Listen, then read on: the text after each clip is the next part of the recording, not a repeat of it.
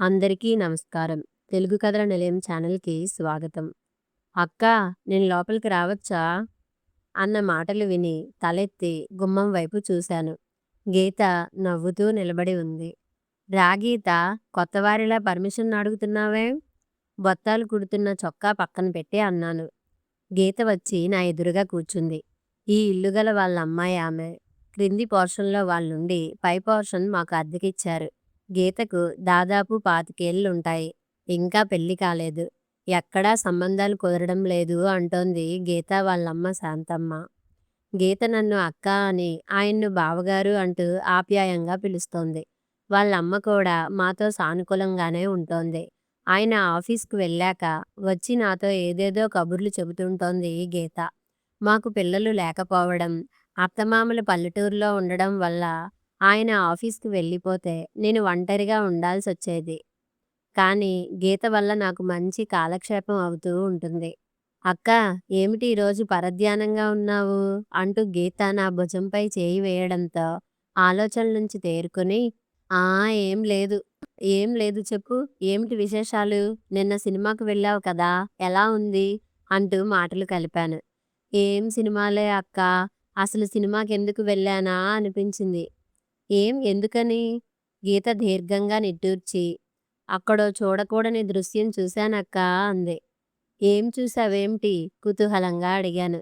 "సరే కానీ అక్కా, ముందు ఈ విషయం చెప్పు. మీది లవ్ మ్యారేజా లేక అరేంజ్డ్ మ్యారేజా?" "మాది పెద్దలు నిశ్చయించి చేసిన వివాహమే." "ఏం?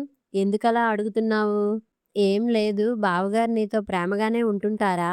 లేక మీరిద్దరూ తరచూ" "ఆగిపోయావేం? గొడవ పడుతుంటారా అనే కదా అడగబోయావు. మా ఇద్దరి మధ్య ఎలాంటి గొడవలు లేవు. ఆయన నన్ను ప్రాణ సమానంగా చూసుకుంటున్నారు.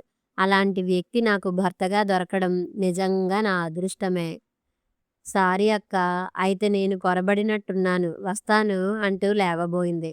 నేను ఆమె చేయి పట్టి కూర్చోబెడుతూ, "ఏదో చూడకూడనిది చూశానన్నావు. అదేమిటి చెప్పు?" నవ్వుతూ అన్నాను. "అబ్బా! అదేం లేదులే వదిలేయ్." తప్పించుకునే దానికి చూసింది. నేను ముఖం సీరియస్‌గా పెట్టి, "ఇదిగో ఇలా సగం మాటల్లో ఆపి సస్పెన్స్‌లో పెట్టావంటే నీకీ అక్క మీద ఒట్టే" అన్నాను. ఆమె నా వైపు బాధగా చూస్తూ, "అబ్బా! బుద్ధి తక్కువై నీ దగ్గర ఈ విషయం ప్రస్తావించాను. ఒట్టు వేసి నన్ను కట్టి పడేశావు. ఇక చెప్పక చస్తానా? నిన్న నేను వెళ్ళిన సినిమాకి బావగారు కూడా వచ్చారు." ఫక్కున నవ్వాను నేను. "ఇదా నువ్వు చూడకూడని విషయం? ఆయన నాతో చెప్పే వెళ్ళారులే. ఆయనతో పాటు మరో స్త్రీ కూడా ఉంది. చాలా మోడ్రన్‌గా, అందంగా ఉంది. వాళ్ళిద్దరూ అతి దగ్గరగా మసులుకుంటూ జోకులేసి నవ్వుకోవడం నేను కళ్ళారా చూసి నమ్మలేకపోయాను." బాంబు పేల్చింది గీత. ఆమె చెప్పిన మాటలు ఒక్క క్షణం నా బుర్రలోకి ఎక్కలేదు. అర్థమైన వెంటనే నా నోట మాట రాలేదు. దుఃఖం పొంగుకొచ్చింది. ఆందోళనను నొక్కిపెట్టి లేని నవ్వుని ముఖంపై తెచ్చుకొని, "నువ్వు పొరబడినట్టున్నావు గీతా" అన్నాను. "స్కై బ్లూ జీన్స్‌పై రెడ్ అండ్ బ్లాక్ చెక్స్ ఉన్న షర్ట్ కదా నిన్న బావగారు వేసుకుని ఉన్నది." "అవును" అప్రయత్నంగా అన్నాను. "అయితే ఖచ్చితంగా బావేనక్కా" తేల్చి చెప్పేసింది గీత. నేను మౌనంగా తలంచుకున్నాను. క్రింది నుంచి శాంతమ్మ "గీతా" అని పిలవడంతో, "అమ్మ పిలుస్తోంది వెళ్ళొస్తానక్కా" అంటూ చకచకా వెళ్ళిపోయింది గీత. ఏమిటి ఈ అమ్మాయి చెబుతున్నది?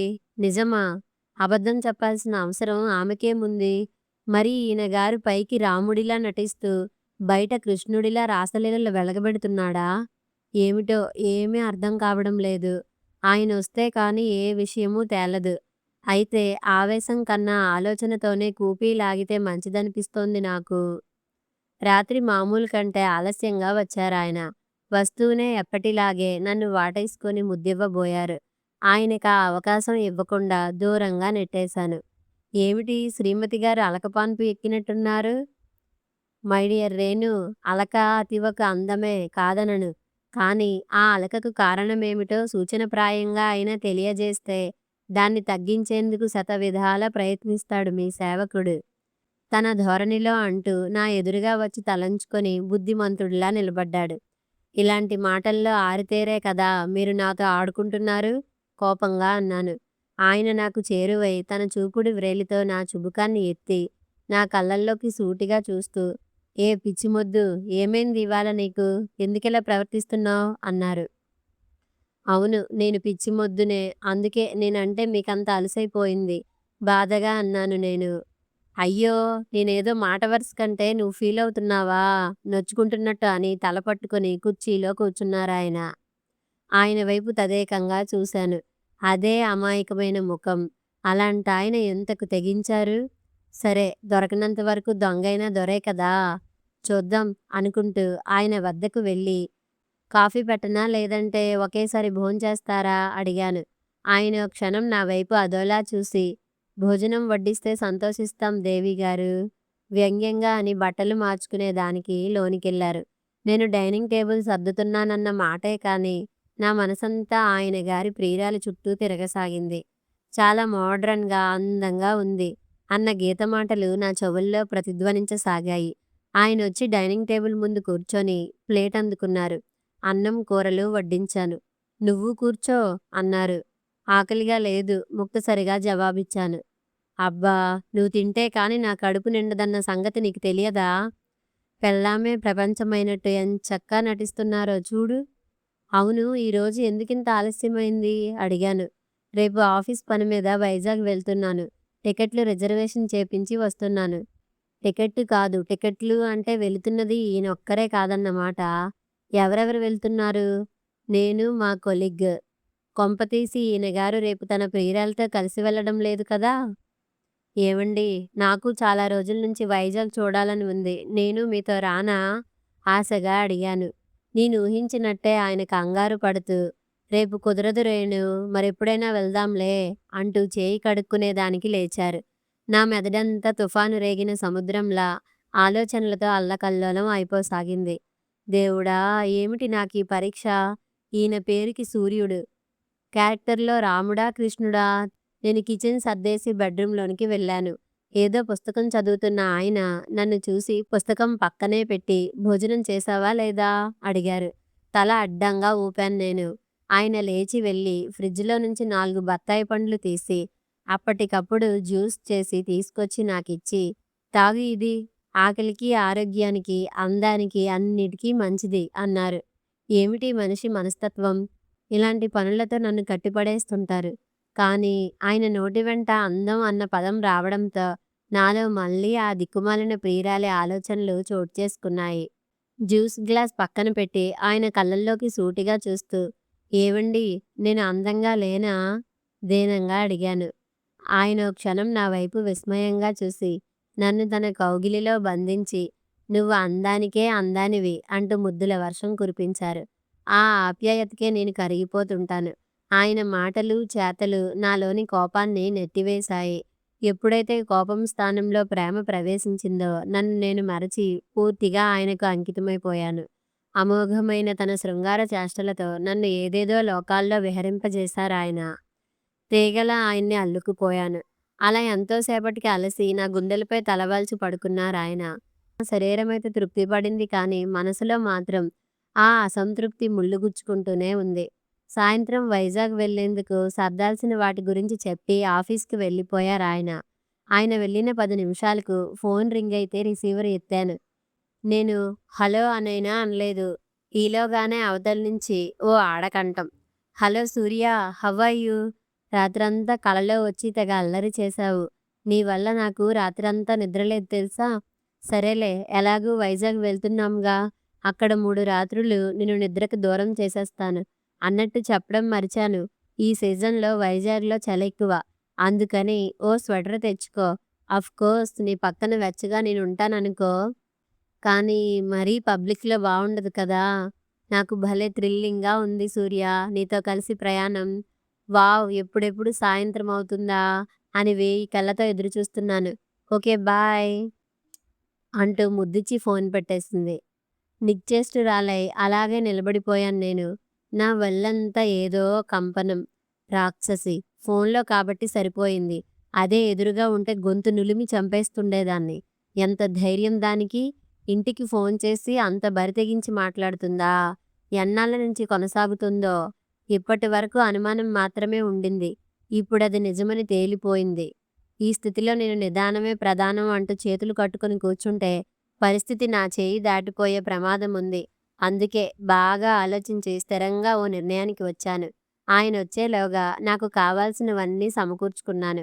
సాయంత్రం ఆయనొచ్చి హడావిడిగా తయారవుతుంటే, "ఏవండీ, ఇక్కడ ఒంటరిగా ఉండి నేనేం చేసేది?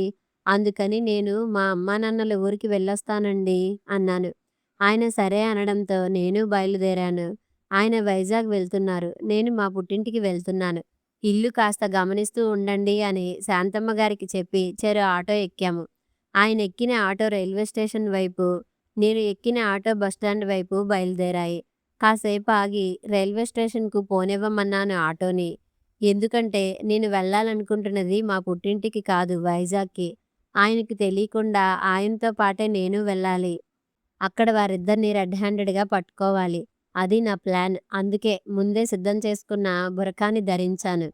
మొండి పట్టుదలతో 2 రోజులు వైజాగ్‌లో ఆయన్ను నీడలా వెంటాడాను. అక్కడి నుంచి నేరుగా మా ఊరు చేరుకున్నాను. అక్కడ నాన్నగారితో ఓ ముఖ్యమైన విషయం మాట్లాడి సాయంత్రానికి మా ఇల్లు చేరుకున్నాను. రాత్రి పొద్దుపోయాక వచ్చారాయన. మరుసటి రోజు ఉదయం మామూలుగానే ఆఫీస్‌కి వెళ్ళిపోయారు. ఆయన వెళ్ళిన 5 నిమిషాల తర్వాత ఫోన్ మ్రోగింది. కార్డ్‌లెస్ అందుకున్నాను. నేను ఊహించినట్టే ఆయన అజ్ఞాత ప్రియురాలి ఫోనది. "హాయ్ సూర్య డార్లింగ్. ఏమిటి బాగా అలసిపోయినట్టున్నావ్? ఇవాళ ఆఫీస్‌కి వెళ్ళావా? ప్రయాణాన్ని బాగా ఎంజాయ్ చేశాం కదూ! నీ విషయం ఏమిటో కానీ నాకు మాత్రం జీవితాంతం మరిచిపోని మధురానుభూతిని మిగిల్చావ్. అందుకు కానుకగా అందుకో ఈ ముద్దు" అంటూ ఫోన్‌లోనే ముద్దు పెట్టింది. ఆమె అంటున్నది మౌనంగా వింటూనే గబగబా మెట్లు దిగి క్రిందకు వచ్చాను నేను. క్రింద శాంతమ్మ లేదు. ఇంట్లోకి నడిచాను. నా అనుమానం నిజమైంది. గీత అటు తిరిగి ఫోన్‌లో మాట్లాడుతుంది. ఇప్పుడు నేను కార్డ్‌లెస్‌లో వింటున్నది ఆమె గొంతునే. ఫోన్ పెట్టేసి ఇటు తిరిగిన గీత నన్ను చూసి కంగుతింది. "అక్కా, నువ్వెప్పుడొచ్చావ్?" తడబడింది. నేను ఆమెను సమీపించి ఆమె కళ్ళల్లోకి సూటిగా చూస్తూ, "మనిద్దరం ఒక తల్లి కడుపులో పుట్టకపోయినా నిన్ను నా సొంత చెల్లెలిలాగే చూశాను. అలాంటిది నువ్వు నా కాపురంలో చిచ్చు పెట్టాలని చూస్తున్నావంటే నిన్ను నమ్మలేకపోతున్నాను. ఎందుకిలా ఆయన మీద నాకు చాడీలు చెబుతూ అజ్ఞాత ప్రియురాలి పాత్ర పోషిస్తున్నావు" అన్నాను. గీత భోరున ఏడుస్తూ నా కాళ్ళ మీద పడిపోయింది. "నన్ను క్షమించక్కా" అంటూ. ఆ రోజు మధ్యాహ్నం మా నాన్నగారు నేను చెప్పినట్టే గీత కోసం మంచి సంబంధం తెచ్చారు. వాళ్లకు గీత నచ్చడం, ముహూర్తం బాగుందంటూ తాంబూలాలు పుచ్చుకోవడం వెంట వెంటనే జరిగిపోయింది. 25 ఏళ్లు నిండినా ఇంకా పెళ్లి జరక్కపోవడంతో గీతలో ఏదో నైరాస్యం చోటు చేసుకుంది. ఆ డిప్రెషన్‌తో పచ్చగా ఉన్న మా కాపురంలో అబద్ధాలు చెప్పి చిచ్చుపెట్టి మేము తగవులేసుకొని విడిపోతే చూసి ఆనందించాలనుకుంది. ఇందులో కొంతవరకు నా తప్పు కూడా ఉంది. ఆమె చెప్పింది మూర్ఖంగా నమ్మాను. దేవుడిలాంటి ఆయన్ని అనుమానించి నీడలా వెంటాడాను. అక్కడ ఆయన, ఆయనతో పాటు ఓ బట్టతల పెద్దమనిషి తప్ప మరెవరూ కనిపించలేదు నాకు. అప్పుడు ఇంతవరకు జరిగిన సంఘటనలన్నీ మననం చేసుకుంటే ముందుగా నాలో అనుమానపు బీజం నాటిన గీత గుర్తుకు వచ్చింది. తరువాత ఫోన్‌లో ఆ స్త్రీ కంఠం ఎక్కడో విన్నట్టు అనిపించినా బాధలో పట్టించుకోలేదు నేను. స్థిమితంగా ఆలోచిస్తే అది గీత పనేనని అనిపించింది. పనిలో పనిగా ఊరెళ్ళి గీత కోసం వెంటనే మంచి సంబంధం తెమ్మని నాన్నగారితో చెప్పి వచ్చేశాను. నేను ఊహించినట్టే ఆమె ఫోన్ చేయడం, పట్టుబడిపోవడం జరిగింది. ఇప్పుడెంతో ప్రశాంతంగా, హాయిగా ఉంది నాకు. కానీ ఆయన్ని అనవసరంగా అనుమానించినందుకు గిల్టీగా ఉంది.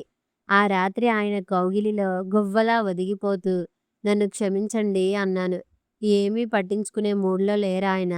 అందాల విందు ఆరగిస్తూ ఆనందలోకాల్లోకి నన్ను లాక్కెళ్ళిపోతున్నారు. కథ సమాప్తం. మరిన్ని మంచి కథల కోసం మా ఛానల్‌ని లైక్ చేయండి, షేర్ చేయండి, సబ్స్క్రైబ్ చేసుకోండి.